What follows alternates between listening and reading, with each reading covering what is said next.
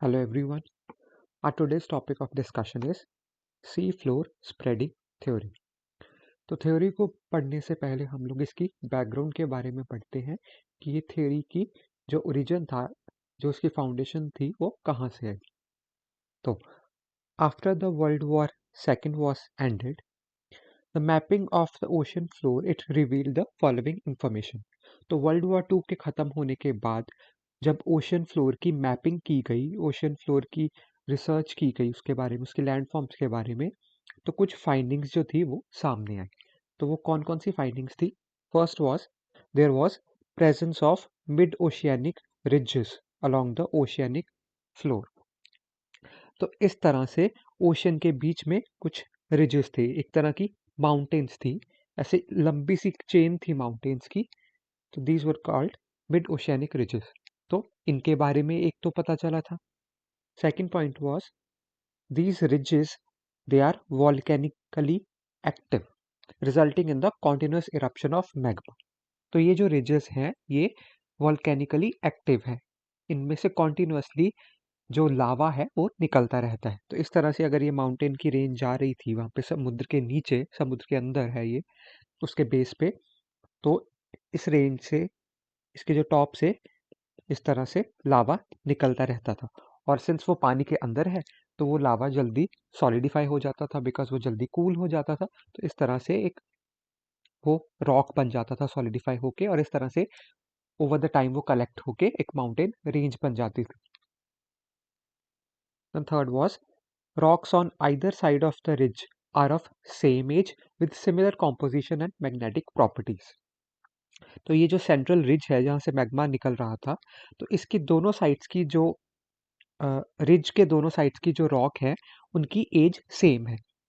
For example अगर यहाँ से हम लोग 100 मीटर दूर की रॉक की एज देखेंगे और इस साइड पे भी 100 मीटर दूर की रॉक की एज देखेंगे, तो दोनों साइड्स की रॉक की एज जो थी वो सेम थी।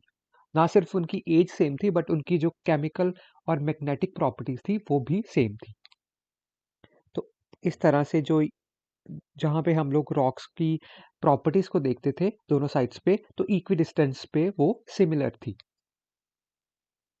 Then are the age of rocks along the oceanic floor increases away from the ridge. मतलब ओशियानिक रिज से जैसे जैसे हम लोग दूर जाते जाते थे, तो जो रॉक्स हैं वहाँ पे उनकी जो एज थी वो इंक्रीज होती जाती थी। तो the age of the rocks along the oceanic floor increases away from the ridge. तो रिज से जैसे दूर जाते जाएंगे हम लोग, वैसे ही उन रॉक्स की एज भी बढ़ती जाएगी। मतलब जो ये रिज है, तो रिज के पास वाली रॉक्स जो हैं वो यंगेस्ट होंगी, सबसे ज़्यादा यंग होगी। जैसे जैसे उसके दूर जाएंगे तो और ओल्डर होती जाएंगी, और दूर जाएंगे तो ऐसे और ज़्यादा ओल्ड होती जाएंगी। तो रिज से जितनी दूर जाते जाएंगे उतनी ही रॉक्स की एज जो है वो पुरानी होती जाएगी। Then was rocks of the oceanic crust are younger than the continental crust। तो सिंस हमने देखा है कि यहाँ पे कॉन्टिन्यूसली लावा जो है वो इरप्ट होता रहता है, तो उसकी वजह से नई रॉक्स बनती रहती हैं। तो रॉक्स जो ओशियानिक क्रस्ट की हैं वो यंगर हैं, बिकॉज वो नई बनती रहती हैं as compare to the continental crust, जिसकी रॉक्स जो है वो काफ़ी ज़्यादा पुरानी हैं। And the last point was oceanic crust is thinner than the continental crust. तो ओशियानिक क्रस्ट जो था वो थिन है as compare to the continental crust. तो कॉन्टिनेंटल क्रस्ट की थिकनेस जो है वो ज़्यादा है, और जो ओशियानिक क्रस्ट है वो उसके कंपैरिजन में उसकी जो थिकनेस है वो कम है। Now based on the above observations, Harry हेस in 1961 he proposed the theory of sea floor spreading। तो इन ऑब्जर्वेशंस को ध्यान में रखते हुए 1961 में हैरी हेस ने इस थ्योरी को प्रपोज किया था। तो सी फ्लोर स्प्रेडिंग थ्योरी के अकॉर्डिंग क्या है? There is continuous magma eruption at the oceanic ridges.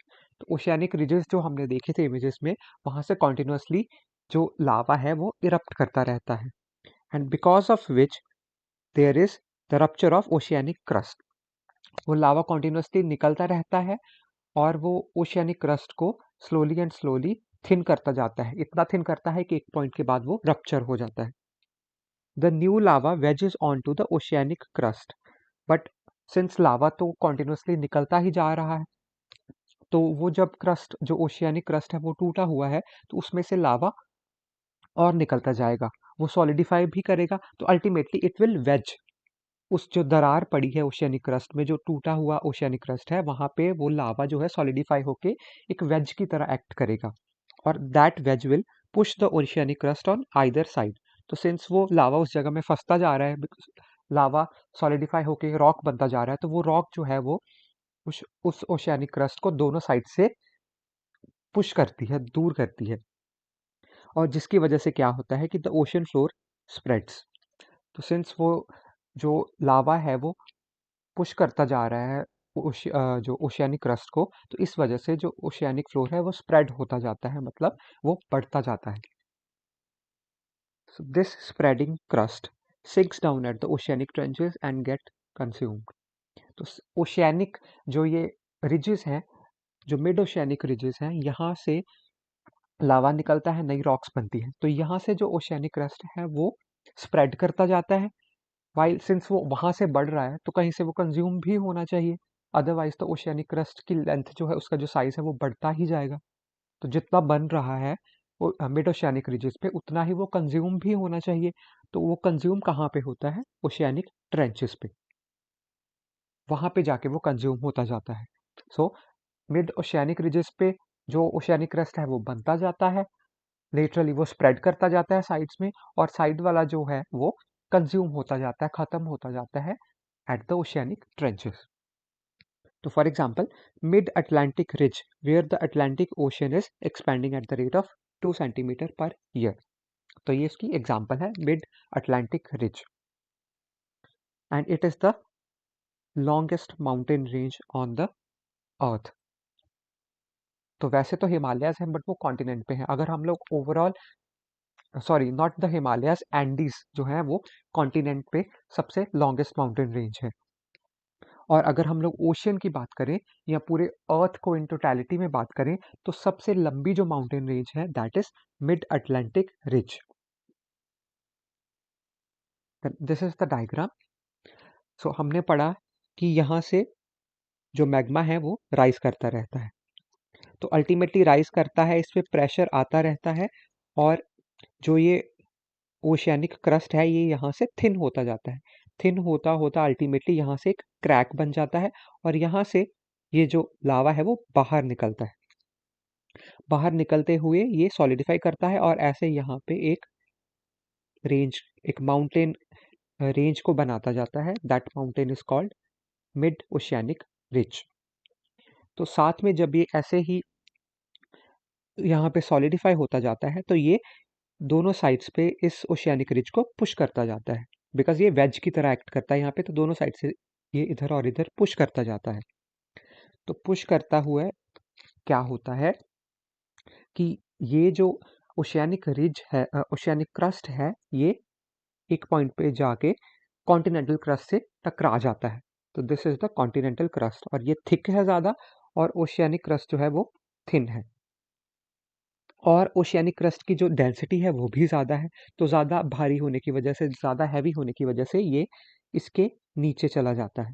That is continental crust के नीचे ओशियनिक क्रस्ट जो है ये नीचे जाता जाता है, और यहाँ पे जाके ये कंज्यूम होता जाता है। तो यहाँ पे ये खत्म हो जाएगा, और यहाँ से ये नया बनता जाएगा। तो मिड ओशियनिक रिजेस पे ये नया बनता जाएगा, यहाँ से ये साइड्स को पुश करेगा, और दूसरी साइड से ये नीचे से कंज्यूम होता जाएगा यहाँ पे। So this is C floor spreading. तो इसको अगर हम लोग इस डायग्राम से देखें, तो ये मैग्मा है, यहाँ से मैग्मा के ऐसे कन्वेक्टिव करंट्स चल रहे हैं, इनके बारे में हम लोग आगे पढ़ेंगे। तो जब यहाँ से मैग्मा राइज करता है, राइज करते हुए ये मैग्मा क्या करता है कि इस ओशियानिक क्रस्ट को यहाँ से थिन करके अल्टीमेटली तोड़ देता है। तोड़ने के बाद यहाँ से मैग्मा जो है वो बाहर निकलता है। बाहर निकल के वो सिंस पानी में है तो जल्दी सॉलिडिफाई करता है। सॉलिडिफाई करने की वजह से यहाँ पे वो डिपॉजिट होता जाता है, और एक मिड ओशियानिक रिज बनता जाता है। तो इस तरह से ये साइड्स को स्प्रेड करता जाता है। तो स्प्रेड करने के साथ साथ में ये यहाँ पे वेज हो ही जाएगा, बिकॉज मैग्मा तो आ ही जा रहा है नीचे से। तो ये यहाँ से वेज की तरह एक्ट करेगा, दोनों साइड्स पे ओशियानिक क्रस्ट के प्रेशर डालेगा, इस साइड पे और इस साइड पे, तो जिसकी वजह से ये दोनों दूर जाते जाएंगे एक दूसरे से, और यहाँ पे एक नई mountain range that is the mid oceanic ridge वो बनता जाएगा। ओवर द टाइम क्या होगा कि जो ये ओशियानिक क्रस्ट है ये अल्टीमेटली नीचे जाता जाएगा, तो it will subduct under the continental crust. Since continental crust जो है वो काफ़ी थिक है और ओशियानिक क्रस्ट जो है वो उसकी डेंसिटी ज़्यादा है, तो ज़्यादा हैवी होने की वजह से ये इसके नीचे सबडक्ट करता जाता है, इसके नीचे जा ही जाएगा और यहाँ से ये अल्टीमेटली कंज्यूम होता जाएगा, ये मेंटल में ऐसे कंज्यूम हो जाएगा। यहाँ से इसकी जो ये सॉलिड रॉक्स थी ये मेल्ट होती जाएंगी और it will become a part of mental जो नीचे मैग्मा है, और यहाँ से नया आ ही जाएगा और यहाँ से ये ओवर द टाइम सॉलिडिफाई होके एक रिज बन जाएगा, तो that will be mid oceanic ridge. और इस तरह से ये साइड्स में लेटरली प्रेशर डालता जाएगा, तो ये बढ़ता जाएगा। ये ओशियानिक क्रस्ट जो है ये इस साइड को दोनों ऑपोजिट साइड्स में जाएंगे, यहाँ पे नया लैंड बनता जाएगा in the form of mid oceanic ridges. तो in this way the oceanic crust is spreading, तो ये स्प्रेड हो रहा है दोनों साइड्स पे। पहले ओशियानिक क्रस्ट ये जो थी दोनों क्रस्ट ये पास में थी, और अब सिंस नया ओशियानिक क्रस्ट बनता जा रहा है तो ये एक दूसरे से दूर जाती जा रही है, so there is spreading of the oceanic crust. और ये कंज्यूम कहाँ पे हो रहा है, जहाँ पे कॉन्टिनेंटल क्रस्ट और ओशियानिक क्रस्ट मिलते हैं, तो वहाँ पे ये बहुत ही डीप पॉइंट्स बनते हैं, these are called as trench. तो these trenches are the deepest points on the surface of earth. For example Mariana trench जो पैसिफिक ओशन में है, उसका जो डीपेस्ट पॉइंट है चैलेंजर डीप, तो that is the deepest point on the surface of earth. तो इस तरह से बहुत सारे ट्रेंचेस मिलते हैं जहाँ पे कॉन्टिनेंटल क्रस्ट के नीचे ओशियानिक क्रस्ट जो है वो सबड्यू हो रहा है, इसके नीचे जाएगा और यहाँ से ये अल्टीमेटली मेल्ट होता जाएगा। ये सॉलिड जो रॉक थी ये नीचे जाते हुए मेल्ट हो जाएंगी और मेंटल का ही पार्ट बन जाएंगी, लिक्विड बनती जाएंगी, और यहाँ से ये स्प्रेड करता जाएगा और यहाँ से ये कंज्यूम होता जाएगा। This is how the oceanic crust is forming and spreading. Now we come on to the significance of seafloor spreading theory. तो फर्स्ट सिग्निफिकेंस की बात करें तो प्लेट टेक्टोनिक्स की फाउंडेशन इस थ्योरी ने दी। Sea floor spreading provided a crucial piece of evidence for the theory of plate tectonics, demonstrating how the continents drift apart. तो इस थ्योरी ने प्लेट टेक्टोनिक्स में जो कॉन्टिनेंट्स की और ओशियानिक क्रस्ट की जो मूवमेंट बताई गई है उसके बारे में इसने एक्सप्लेन किया। It demonstrated how the continents they drift apart, तो कॉन्टिनेंट्स एक दूसरे से दूर कैसे जा रहे हैं, इस बात को इस थ्योरी ने बताया। बिकॉज ओशियन जो है वो ओशियानिक फ्लोर जो है वो स्प्रेड होता जा रहा है, तो कॉन्टिनेंट्स उसकी वजह से दूर जाते जा रहे हैं। तो that was explained bye plate tectonics and its foundation was provided by the seafloor spreading theory. For example, the mid-Atlantic ridge, where the seafloor is spreading and showing that the Americas they are moving away from Europe and Africa. तो mid Atlantic जो ridge है वो spread होता जा रहा है, जिसकी वजह से अमेरिकाज और यूरोप और अफ्रीका जो है एक दूसरे से दूर जाते जा रहे हैं, बिकॉज बीच में जो मिड अटलांटिक रिज है ये एक्सपैंड कर रहा है, स्प्रेड कर रहा है। Then second is the understanding of oceanic features.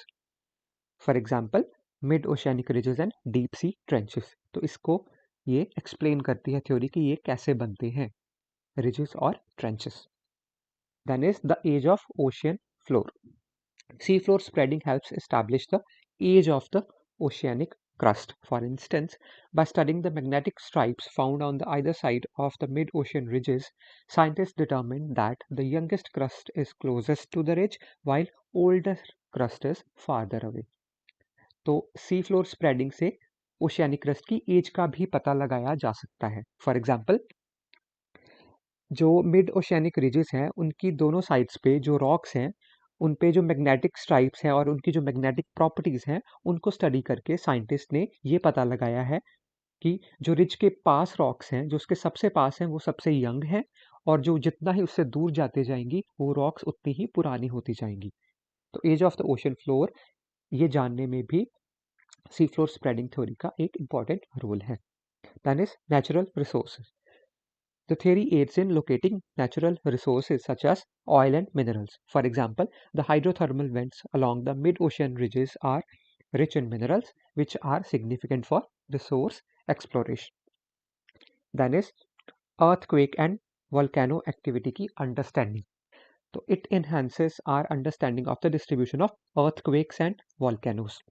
For example, the Pacific Ring of Fire, ये सभी जो टर्म्स आ रही हैं इनके बारे में हम लोग आगे प्लेट टेक्टोनिक्स के बाद में पढ़ेंगे, तो इनके बारे में डिटेल में हम लोग वहाँ पे पढ़ेंगे। तो for example the Pacific Ring of Fire, where numerous earthquakes and volcanic eruptions occur, is a result of tectonic plate interactions driven by the sea floor spreading.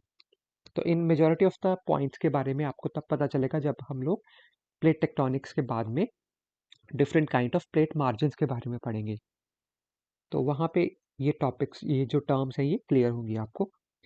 Then is evolutionary biology insights. Seafloor spreading has implications for biogeography and evolution. It explains how species are distributed across the continents and oceans, contributing to the understanding of evolutionary processes such as the separation of species due to the continental drift. तो जो अर्थ पे species की evolution है उसमें भी इस theory का important role है कि किस तरह से कुछ स्पीशीज जो हैं वो एक पर्टिकुलर कॉन्टिनेंट में पाई जाती हैं, कैसे कुछ स्पीशीज जो थी वो पहले एक पर्टिकुलर एक पास वाले एरियाज में मिलती थी बट बाद में वो एक दूसरे से दूर चली गई, उनके बीच में ओशियंस आ गए तो कॉन्टिनेंटल ड्रिफ्ट की वजह से। तो that all is explained by this theory as well. So these were the significances of seafloor spreading theory. Now we come on to the criticism of seafloor spreading theory. The first one is insufficient mechanism for its explanation. So critics argue that seafloor spreading does not adequately explain the mechanisms driving the plate movements. तो critics का ये बोलना है कि इस theory से जो forces हैं, जो mechanisms हैं, जो इन plate movements को चलाते हैं, उनके बारे में ये theory ने properly explain नहीं किया है. So while it describes the phenomenon, it lacks a detailed account of the forces behind it. तो इसने phenomenon कैसे होता है ये phenomenon को तो बता दिया बट उसके पीछे जो forces हैं उनके बारे में डिटेल में ये theory ने explain नहीं किया है. Then second point is variability in the spreading rates. The theory does not account for the variability in spreading rates observed at different mid-oceanic ridges. तो इस theory ने ये तो बता दिया कि oceanic floor is spreading, but वो spreading का जो रेट है वो अलग अलग जगह पे अलग अलग है. तो it is different at different mid-oceanic ridges. तो ऐसा क्यों होता है ये इस थ्योरी ने एक्सप्लेन नहीं किया. For instance the East Pacific Rise has a much faster spreading rate as compare to the slower spreading of mid-Atlantic ridge. Then third one is inadequate for all geological forces. Some geological features cannot be fully explained by seafloor spreading theory alone. तो कुछ geological features सिर्फ इस theory से explain नहीं किए जा सकते. For example the features like mountain ranges and continental collision such as Himalayas की जो फॉर्मेशन थी वो इस थ्योरी से प्रॉपरली एक्सप्लेन नहीं की जा सकती. उनके लिए एडिशनल हमें प्लेट टेक्टोनिक्स के बारे में जानना जरूरी है. Then is magnetic reversals. While seafloor spreading uses magnetic reversals to support its claims, some critics argue that the mechanisms of these reversals are not fully understood, leading to uncertainty in the dating of the oceanic crust. तो इस theory ने magnetic reversal को लेके अपने points को claim किया है. इसके जो एविडेंसेस हैं कि मैग्नेटिक प्रॉपर्टीज जो उन रॉक्स की हैं और उनकी जो एज है, उनकी जो केमिकल और फिजिकल प्रॉपर्टीज हैं, उनके बीच में सिमिलैरिटी को मानते हुए इस थ्योरी ने अपने पॉइंट्स को रखा है. बट सम क्रिटिक्स का ये मानना है कि ये जो मैकेनिज्म है रिवर्सल का, मैग्नेटिक रिवर्सल का, ये पूरी तरह से इस थ्योरी से समझाया नहीं जा सकता, जिस वजह से जो ओशियानिक क्रस्ट की हम लोग डेटिंग करते हैं, दैट इज उसकी जो एज के बारे में हम लोग पता करते हैं, वो उसके regarding there is some ambiguity, वो प्रॉपरली सर्टेन नहीं है. Then is controversy over the continental drift. The theory of seafloor spreading supports the continental drift but faces criticism from the proponents of alternative models, who believe that the movement of the continents can occur through other mechanisms such as mantle convection. तो ये जो सी floor spreading theory है ये continental drift को support करती है, but जो continental drift theory के जो क्रिटिक्स थे उन्होंने ये बोला था कि कुछ और मैकेनिज्म्स हैं जिनसे इन मूवमेंट्स को एक्सप्लेन किया जा सकता है, ना कि सिर्फ कॉन्टिनेंटल ड्रिफ्ट से। तो क्योंकि ये जो थ्योरी है ये कॉन्टिनेंटल ड्रिफ्ट को सपोर्ट करती थी, तो उन क्रिटिक्स का ये भी मानना था कि ये जो थ्योरी है ये भी प्रॉपरली उन मैकेनिज्म्स को एक्सप्लेन नहीं कर पाती, और उन मैकेनिज्म्स को एक्सप्लेन करने के लिए कुछ और मैकेनिज्म्स हैं। फॉर एग्जांपल मेंटल कन्वेक्शन की एक एग्जांपल दी उन्होंने। देन फाइनली जियोलॉजिकल एविडेंस की लिमिटेशन है। Some geological evidence used to support the seafloor spreading, such as the symmetry of magnetic stripes, has been challenged. The critics they contend that alternative explanations could account for the same observation without invoking the seafloor spreading theory. तो critics का यही मानना है कि जो mechanism इस theory ने बताए हैं, जैसे कि मैग्नेटिक प्रॉपर्टीज के बारे में रॉक्स की, तो वो जो प्रॉपर्टीज हैं, वो जो फिनोमिनन है, वो दूसरी थियरीज से, जो दूसरे मैकेनिज्म्स हैं उनसे भी एक्सप्लेन किए जा सकते हैं, ना कि सिर्फ इस थियरी से। तो these were the various criticism of sea floor spreading theory. तो finally the sea floor spreading theory it acted as a precursor to the development and explanation of continental movements in the plate tectonics theory. तो इसके इस जो theory है सी floor spreading theory, इसके अपने significances हैं plus criticisms भी हैं। However, we can surely say that कि ये जो theory थी सी फ्लोर स्प्रेडिंग theory थी, it acted as a precursor for the development of plate tectonics theory. तो इसी theory को के पॉइंट्स को फर्दर एक्सप्लेन किया है प्लेट टेक्टोनिक्स थ्योरी ने, और इसकी जो लिमिटेशंस थी इस थ्योरी की उसको उस प्लेट टेक्टोनिक थ्योरी में एड्रेस करने की कोशिश की गई है। और प्लेट टेक्टोनिक थ्योरी जो है वो हम लोग अगली क्लास में पढ़ेंगे। So this was all about the seafloor spreading theory, and plate tectonics theory we will study in the next class. Thank you.